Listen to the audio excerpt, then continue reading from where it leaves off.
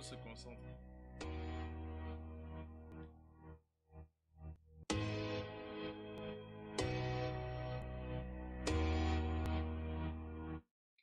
Bonjour chers frères et sœurs, bonjour chers internautes, et merci à vous qui nous suivez depuis vos petits écrans. Nous allons continuer cette réflexion sur les relations entre le chrétien et la politique, réflexion que nous avions commencée dans le cadre d'un précédent numéro, au cours duquel nous avons indiqué la position nuancée du Seigneur Jésus-Christ par rapport au pouvoir politique, car il recommandait de se soumettre aux autorités tout en se revendiquant d'appartenir à un autre royaume. Nous avons également montré les rapports historiques que l'Église a entretenus avec l'État. Pour la suite, je voudrais souligner à titre liminaire que l'Église, en tant qu'entité représentative de la sagesse infiniment variée de Dieu, comme nous le lisons dans Éphésiens chapitre 3, verset 10, doit dégager le sens de l'histoire humaine qui transcende celle de ses rapports avec l'État en tant que pouvoir politique institutionnalisé. Elle a le devoir et la mission d'en témoigner et donc de dénoncer, s'il y a lieu, les erreurs et les obstacles à la vraie progression du monde. Mais alors, comment déterminer le rapport original entre foi et politique qui ne doivent pas être confondus ni être systématiquement opposés? Il faut d'abord souligner nettement qu'on ne doit pas confondre salut chrétien et libération politique de l'homme.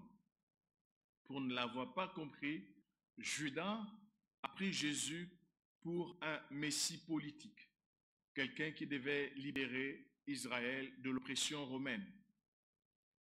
Il s'est trompé lamentablement. Cependant, le chrétien doit être lumière du monde et sel de la terre. Le sel n'a de sens que par rapport à autre chose que lui, et qui est l'aliment à bonifier. Pour le croyant, cet aliment, c'est le monde. L'Église est au service du monde et la politique ne peut donc pas la laisser indifférente. Certes, la politique ne doit pas être considérée comme un domaine que l'Église gère elle-même en la mettant à son service, mais comme une grande réalité humaine remontant à la création par Dieu d'un homme appelé à s'épanouir, non pas dans l'isolement, mais au sein et par la médiation de communauté.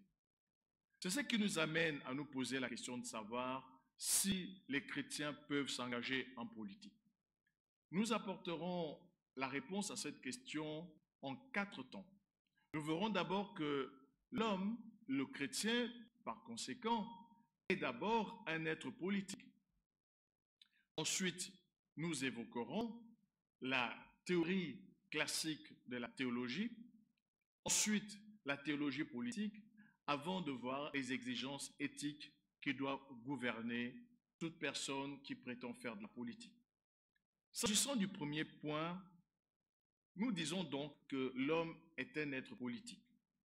C'est une vérité qui résulte d'une constatation expérimentale que l'homme est un être social ou politique, pour reprendre les termes d'Aristote.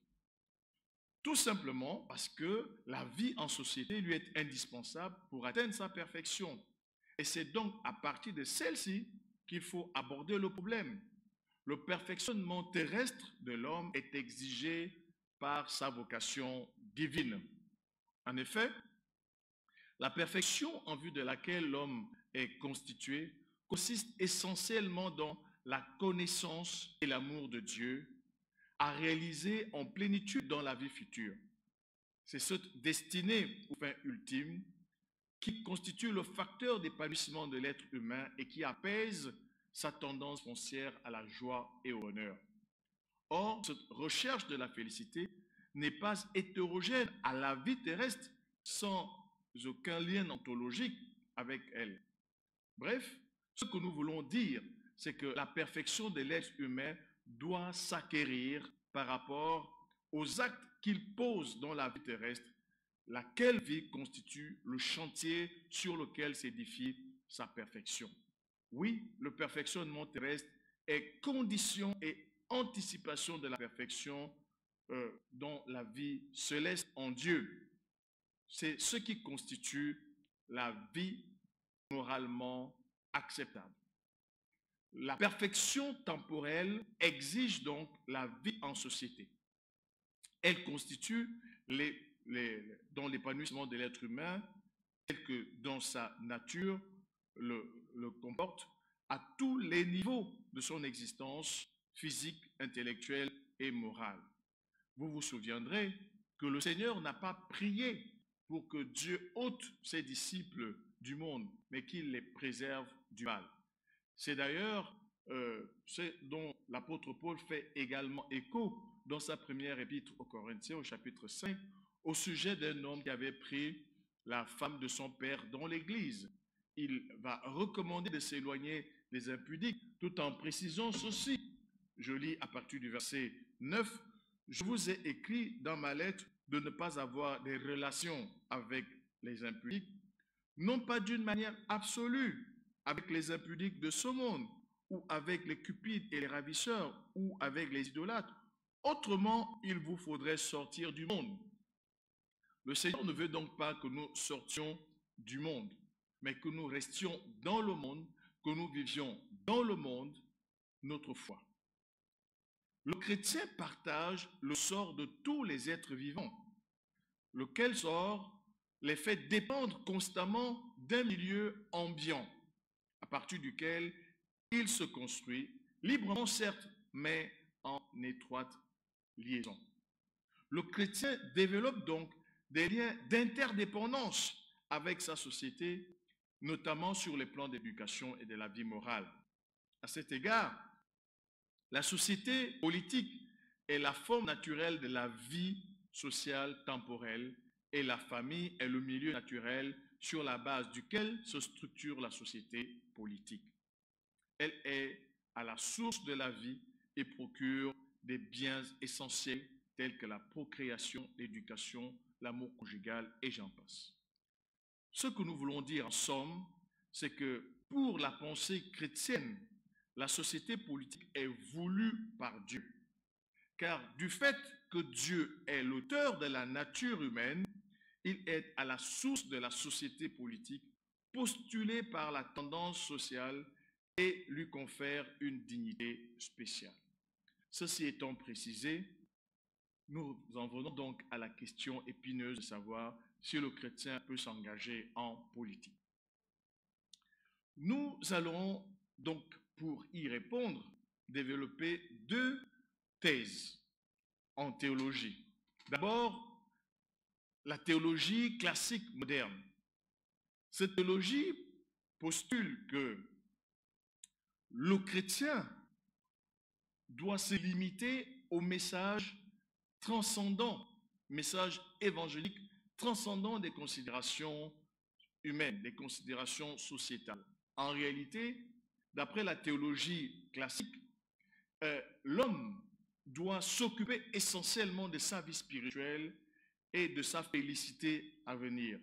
La théologie moderne a été structurée sur la base des dangers de la collision entre l'Église et les régimes politiques anciens et influencée par le personnalisme et l'existentialisme chrétien qui visait beaucoup plus à sauvegarder donc le message transcendant de l'Évangile. Cette théologie a alors insisté sur l'aspect privé, personnel du message évangélique.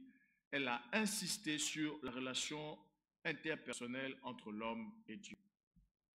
En revanche, la deuxième thèse, celle de la théologie politique, qui a réagi contre la première tendance, la politique est réservée aux chrétiens, comme à n'importe quel citoyen de la société. La théologie politique s'élève contre la privatisation du salut au nom de la fidélité au texte, qui nous parle donc surtout de l'alliance de Dieu avec son peuple. Les Écritures nous parlent du salut par le royaume de Dieu, la proclamation du salut par le royaume de Dieu. Donc, la question du salut est, au-delà de l'individu, une question sociétale.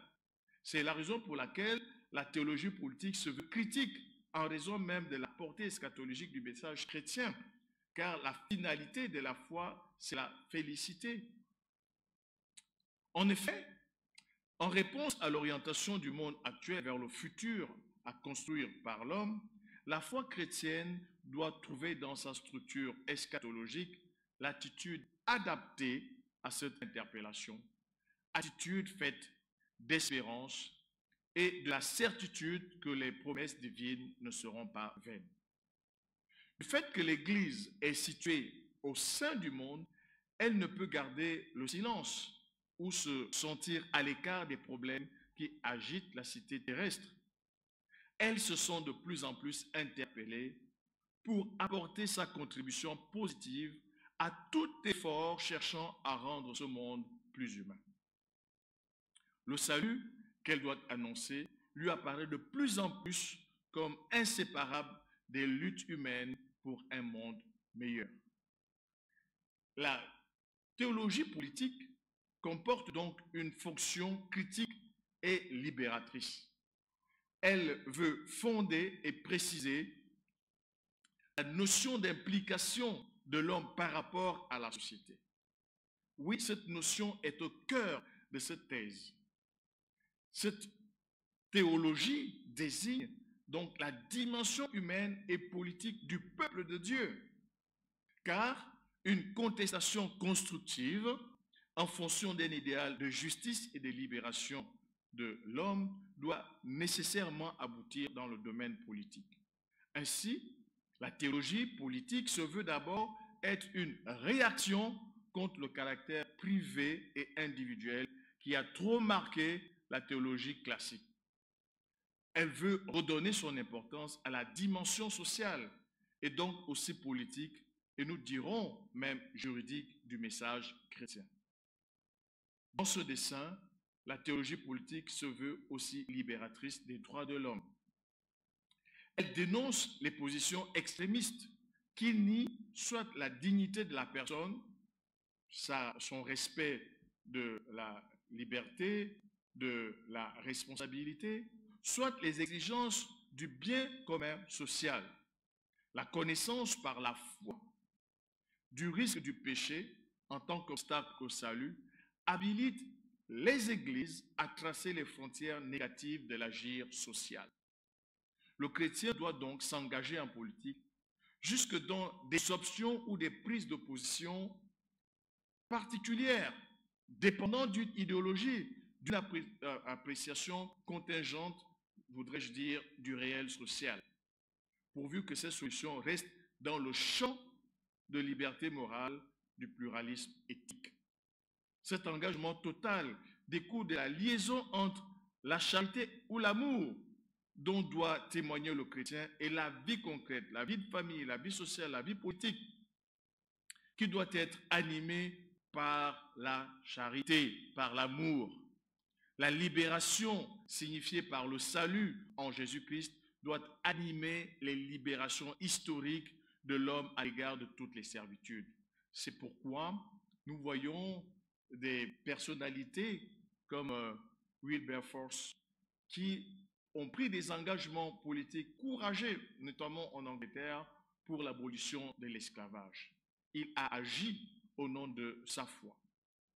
De même, du fait que tout acte humain responsable n'est jamais moralement neutre, le salut chrétien est engagé dans toute détermination éthique et dans tout engagement politique qui doit donc toujours être conçu dans la perspective de la charité ou de l'amour évangélique.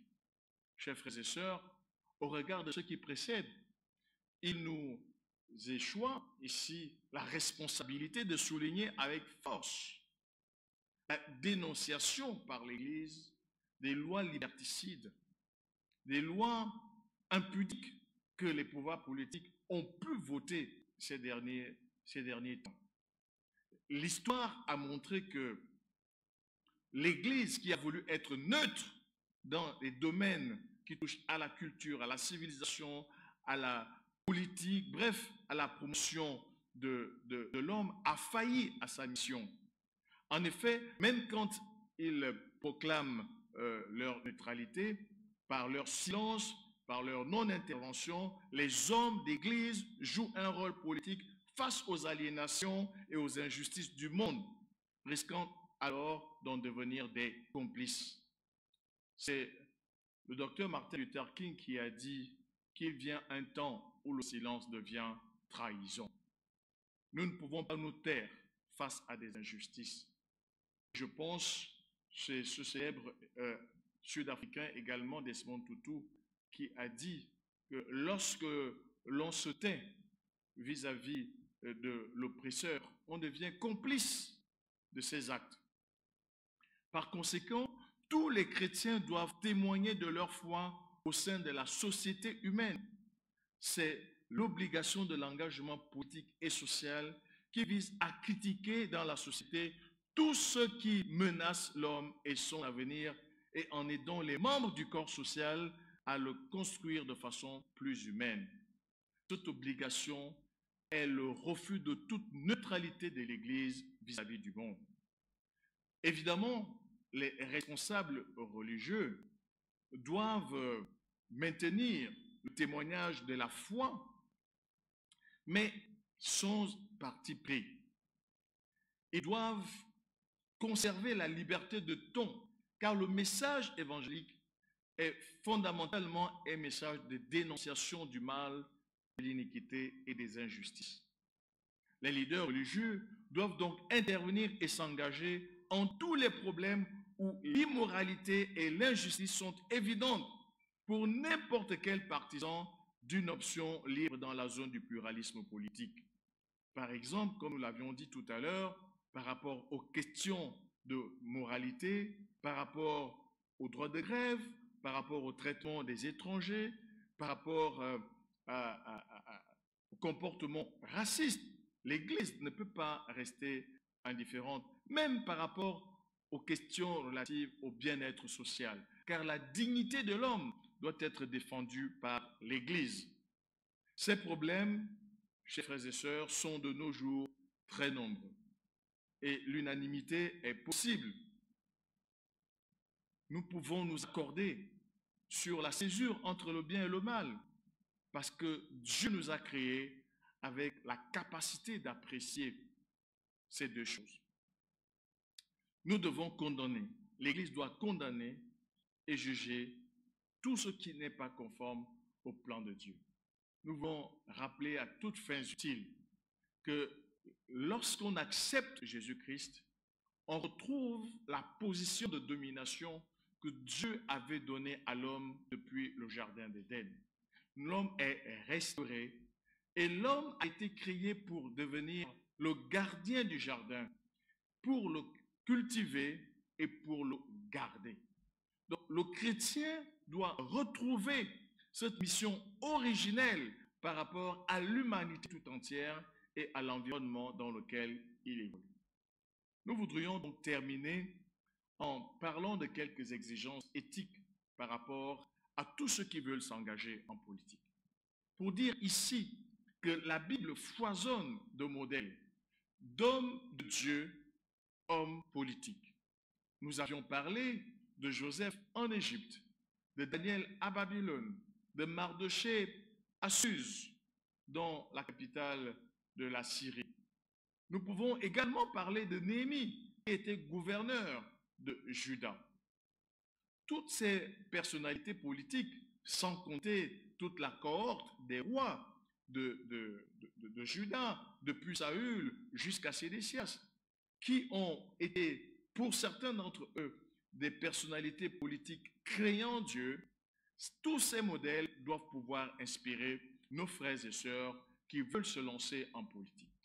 Et pour dire que la politique peut être un métier qui constitue le moyen par lequel le chrétien veut servir le plus grand nombre.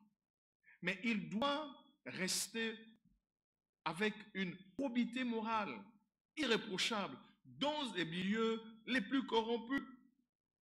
Nous voyons que Joseph a été en Égypte, mais il n'a pas été idolâtre. Pourtant, dans le livre des Actes des Apôtres, au chapitre 7, dans le discours d'Étienne, la Bible nous rappelle qu'Israël a adoré les dieux égyptiens. Mais Joseph a fait la différence. Nous avons vu comment Shadrach, Meshach, Abednego avaient refusé de se prosterner devant la statuette de Nabuchodonosor. Oui, bien-aimés, l'intégrité, ça paye. Nous n'avons pas besoin d'être dans un compromis pour gagner une élection, pour avoir une promotion. Lorsqu'on est enfant de Dieu et qu'on respecte les principes divins, c'est le Seigneur lui-même qui se charge de notre promotion. Je prendrai le cas de Daniel. Savez-vous que Daniel, qui était un juif déporté à Babylone, a servi à la fois des rois babyloniens et médo-perses. Il a été au service de Nabuchodonosor, il a été au service de Belchazzar, il a été au service de Darius, pour ne citer que ceux-là, et peut-être même de Cyrus. C'est par le don que Dieu lui a accordé, par le respect de l'éthique, par la consécration totale, par la résolution à ne pas se souiller, que Daniel a réussi sa vie politique indépendamment des chefs sous lesquels il servait. Mardochée a gagné sa légitimité par rapport à son propre peuple, parce qu'il recherchait constamment son bien. Il avait posé un acte de bravoure, il avait été oublié, et puis un jour, Dieu a permis qu'on se souvienne de lui et il avait été érigé aux plus hautes responsabilités après le roi Assuérus. Chers frères et sœurs, nous ne pouvons pas ne pas regretter ici l'échec de certains de nos frères qui sont entrés en politique et qui ont été entraînés par les orgies de ce monde, les femmes, le mensonge, les sectes, et qui se sont compromis pendant des élections. Non, le chrétien n'a pas 10 000 vies. Il n'a qu'une seule vie. Et cette seule vie doit s'exprimer de la même façon dans les sphères privées comme dans les sphères publiques, dans l'Église comme dans les milieux politiques. Nous avons des exemples. Le chrétien a une mission mondiale, universelle. Il est responsable de la création de Dieu et il n'y a pas un seul domaine dans ce monde qui ne peut être impacté par la grâce de Dieu. Nous sommes la lumière du monde et le sel de la terre, peu importe le milieu dans lequel nous nous trouvons. Que Dieu nous donne la sagesse de comprendre ces vérités et qu'enfin nous ayons de véritables enfants de Dieu qui soient capables d'influer sur le cours des peuples et des nations. Que Dieu vous bénisse. Amen.